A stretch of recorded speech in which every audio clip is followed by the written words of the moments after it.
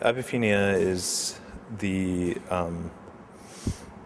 it's kind of taking random inputs and things that are not related to each other and giving them some sort of meaning and putting them together. And so that's like seeing things in the clouds, but in a more meaningful way. So people attribute religious experiences where like what was it? Was there Virgin Mary and like cheese toast or something the other day? So like that would be apophenia. And in the 50s, when Klaus Conrad came up with the term, it was a psychosis. It was people who saw the Virgin Mary in their wallpaper and she told them to do stuff. And it's even then always been linked very closely with creativity and has lost a little bit of its psychotic edge over the years and is used more and more to describe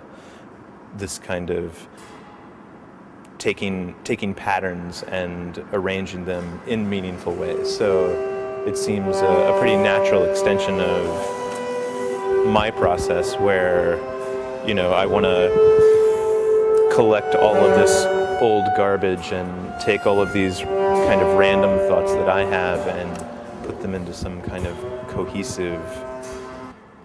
cohesive device, which happens to be fish singing in this case.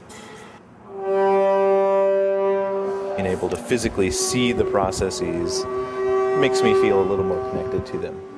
I think, it was in that article that Adam wrote where he said, I don't know what's happening, but I know when it happens because I see the little light on the relay that begins to flash. And so even though I don't know how the fish are doing it necessarily, and maybe I don't understand everything that's going on, I know when it's happening. And even that amount of unpacking of this very closed system is pretty special to me.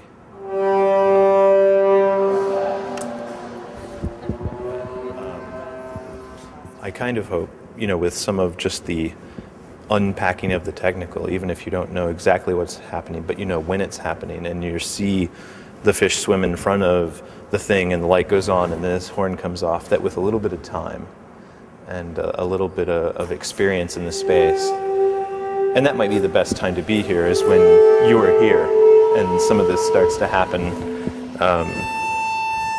in a kind of random way, and you have some sort of you have some time wherein you can experience the piece in order to unpack that artifice. There's not really a specialized language that encompasses the whole thing. I mean, most of the stuff is trash that just happens to have been welded together. The blue tubes or the waste lines that you would use if you had a camper. This stuff is just things from the hardware store or things out of the trash pile or things that have laid around to gain that kind of mysterious patina. But I don't think there's a need to understand the history of art or the history of tech to kind of come in and enjoy the piece and watch the fish and hear the sounds, and with a little bit of work on your part, put those two together.